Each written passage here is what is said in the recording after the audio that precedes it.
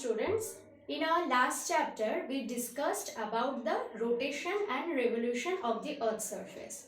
Now today we will learn about this earth structure. Like we all know that earth is that planet where we people are living. Now that's why we should know what is the basic structure of our earth. Now earth is made up of three spatial layers. Okay, one by one we will discuss that layers. Now before starting this, I want to ask you one question. Just think about that, okay? Like, can we go to the deepest part of the earth? Like, can we go to the interior part of the earth? No, because no people can go to the deepest part of the earth. It is an inaccessible space. So, how come we know about the structure of the interior of the earth? Three reasons are there. One by one, I will discuss that. First is seismic wave. ACIS-MIC, seismic waves. That means the waves that is generated by earthquake. That is seismic waves. Number two is volcanic eruption. Volcanic eruption. And number C, it is the origin of the earth. The theory of origin of earth. So these three reasons are there. That's why we are able to know about the interior of the earth. Just you should know the names of these three factors. Now let's move to the structure of the earth. So I told you all that earth has several concentric zones. Okay. Basically, earth has three types of spheres. Number one, it is atmospheres. Atmosphere. Number two, it is hydrosphere. Hydrosphere. And last but not the least, it is lithosphere. Lithosphere. Now, first is atmosphere, second is hydrosphere, third one is lithosphere. We all know what is atmosphere. Atmosphere means the blanket of gas. Okay, earth is enveloped by the blanket of the gas, that is atmosphere. So, gases are related to this atmosphere. Now, second is hydrosphere. What is hydrosphere? When water bodies are present.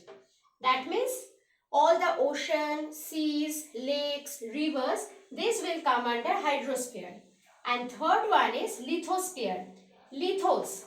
The meaning of lithos means rock. Okay, so all the hard materials, like you know that continents, countries, so many physical features like mountain, plains, plateaus, this will come under this lithosphere. So I hope these three spheres are clear. First is atmosphere, second is hydrosphere, third is lithosphere. Now, earth has basically two types of composition. Okay, first is chemical and second is internal. Now we will discuss step by step. So what did I say? The first point, that is chemical composition. Chemical composition. Okay. So first point is chemical composition. What is that? Now I told you lithosphere means what? The outer layer of the earth's surface. Suppose this is, if I am dissecting the earth, I am getting this structure. Okay. So what is the outer layer or the uppermost layer? This one. So this one is known as lithosphere also. Lithosphere. So, what is lithosphere? Lithosphere means the outermost layer of the earth's surface or of the earth. Now, lithosphere is made up of what? Lithos means rock. So, generally the lithosphere is made up of rocks. Which type of rocks? Feldspar, then some type of mica. So, these rocks are generally made up of lithosphere. So, again, here I am writing the name of the rocks. Feldspar, mica. So these are the basic rocks by which the lithosphere is made up. So this is the outermost layer. Now if you divide this lithosphere, again you will get two important features. Now what are these features? Lithosphere. I am dividing this. One is Sima. Another one is Sial. So, what are the two basic features or division of lithosphere? That is Sial or Sima and Sial. Okay. Now, what is the meaning of this Sial and what is the meaning of this Sima? So, first we will consider this Sial. Now, Sial is made up of two important material. If you break this word, you will get Si and Al. Now, Si means what? Si means, in your chemistry, I think you have done this, Si means silicate. Silicate. And now what is the meaning of silicate? In simple term, you can say this, it is sand. So, in Sial, sand is present and Al means aluminium.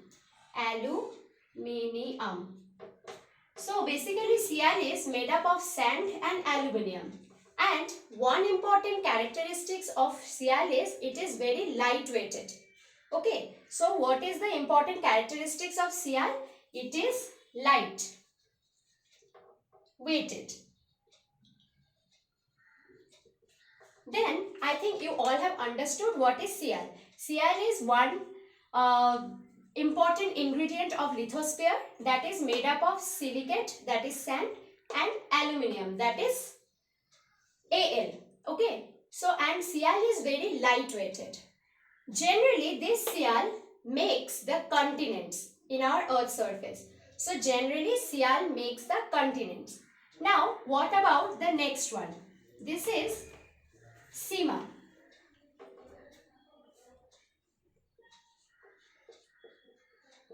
If you break this word, you will get Si and Ma. Now Si means you already know, that means silicate. And what is this meaning? It is magnesium. Magnesium. Now silicate and magnesium, and it is little bit heavy weighted. Heavy weighted.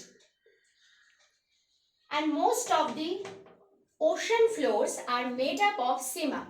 So now just think, I told you all that Sial is made up of generally silicate and aluminium, and Sima is made up of silicate and magnesium. And Sial, it makes the continents and the countries, and Sima, it makes the ocean floor. Now, which one is heavier? I told you all, Sima is heavier. That means ocean floor is heaviest than continents. That's why if you draw the structure of Sial and Sima, you will get like this. So, where will be Sima and where will be Sial? Here it will be Sima because it is heavy weighted, and it is Sial because it is light weighted. So generally our Earth's lithosphere looks like this. This is the ocean floor. That's why it is heavy weighted, and this one is continents. Done.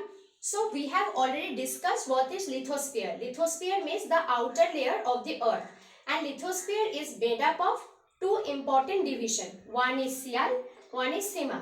Sial is lightweighted and it makes the continents over the Earth's surface. And Sima, it is heavy weighted and it makes the ocean floor.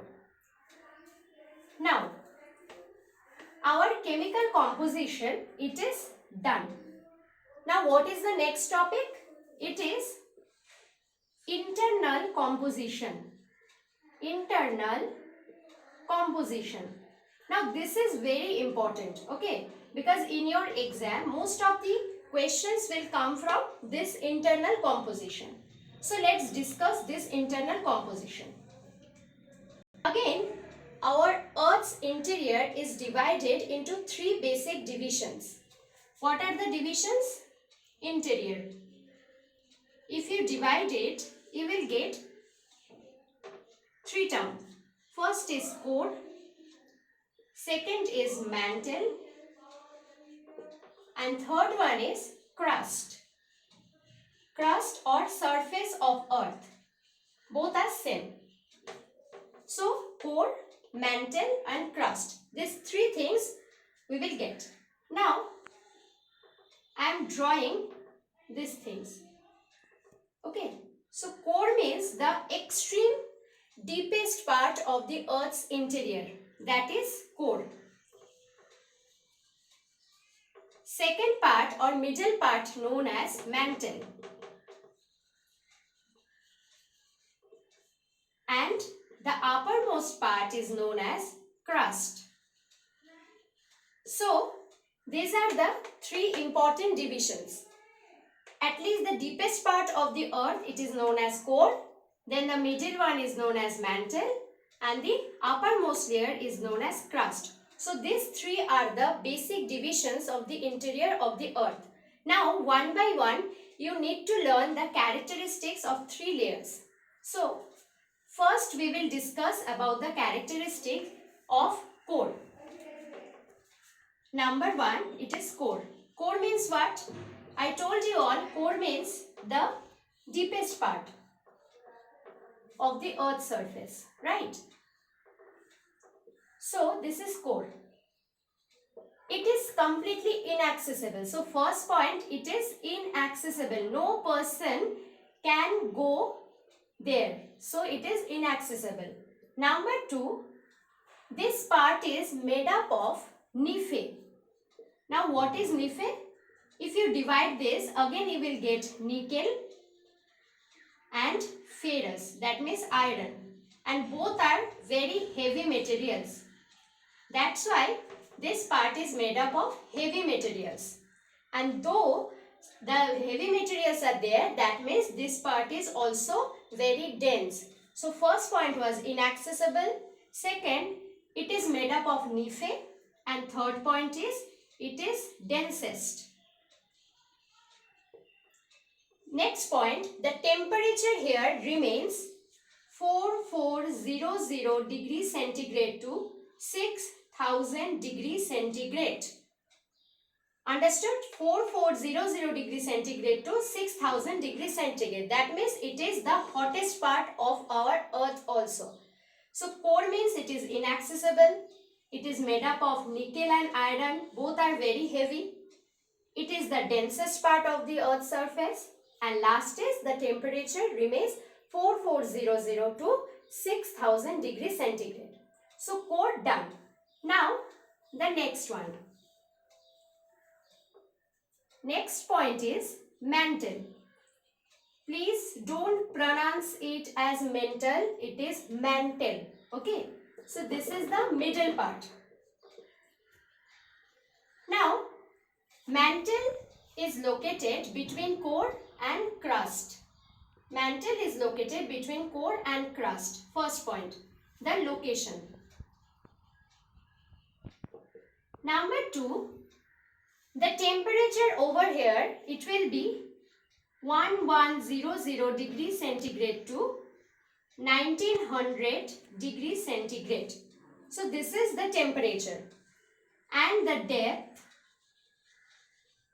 of this zone is 2900 kilometer.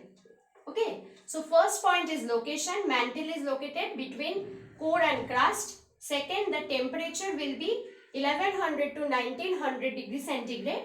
And the third point is the depth, that is 2900 kilometer. And mantle is also divided into two parts. Okay, one is upper mantle, another one is lower mantle. So mantle is divided into two parts. One is upper mantle, upper, another one is lower. So these are the basic characteristics of mantle. Done. Now the last one, that is crust. Crust means the uppermost layer of the earth surface where we people are living. That is the crust or the surface of the earth over which we are living. So it is very thin layer. First point is it is very thin. Okay, and on our earth's surface, total 1% area is covered by this crust. 1% area covers this crust. Then it has several depths, okay, because under mountain or any physical features like hills, mountain, its depth is 60 kilometer. And under the oceans, its depth is 8 kilometer. Or in some books, it is written 5 to 10 kilometer. So these are the basic features of crust. What were that? First is it is very thin layer. Second, it covers only 1% area. And third, it has several depths. Okay, whenever you are going from up to down, always remember density and pressure will increase. Okay, and temperature also. So it has several depths. So this is also done. We have learnt the interior part of the earth. First is core, then mantle, then crust. Now another one topic is there, that is discontinuity. Discontinuity. So again I am drawing this. So this is, you know, core. This is, you know, mantle. And this one is crust. When, see this part also. These are the breaking points or the discontinuities. Okay. This discontinuity or breaking point is known as Gutenberg. Gutenberg discontinuity. Gutenberg discontinuity lies between core and mantle. Please remember this. Gutenberg discontinuity lies between core and mantle. And here another discontinuity is there, that is Moho.